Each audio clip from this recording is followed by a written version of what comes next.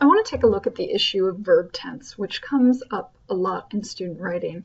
A problem that I commonly see is inconsistent verb tense. So a student will start writing in one tense and then suddenly, without reason, switch to another tense. And this can create a great deal of confusion on the part of the reader. So let's take a look at the following sample from a piece of student writing and see if we can identify the areas where the verb tense shifts.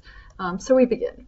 The critic goes on to explain that a typical 1950s household revolved primarily around the needs of the children in the family, and that parents in suburban households have to be willing to sacrifice everything for the sake of their children. Well, there are three areas in the sentence that the verb tense shifts.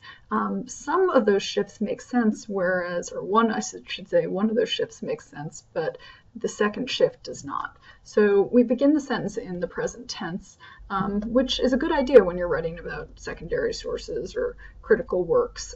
So saying that the critic goes on, you wouldn't say the critic went on to explain. It just makes it more immediate and interesting to use the present tense here. However, when we get to the second verb in the sentence, we notice that the verb tense is shifted to past tense. And again, this actually makes sense because what's being described is a typical 1950s household. The 1950s are over. We are well into the 21st century. So it makes sense, again, to use the past tense to discuss something that happened a long time ago. This is actually historical fact. We're not talking about fiction here. So, or I shouldn't say historical fact, but it's, history. But then as we get later into the sentence, we find another verb.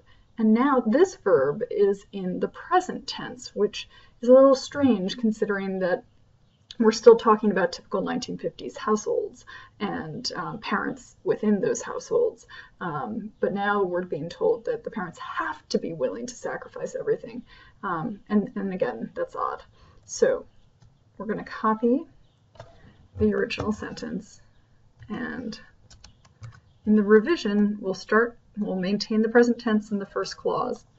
We'll stick with past tense now that we're talking about the 1950s, but we have to now shift the second verb here. So what we'll do is just very simple and say that the parents in suburban households had to be willing to sacrifice everything for the sake of their children. And now we have consistent verb tense in the second clause of the sentence. And so I think we're done.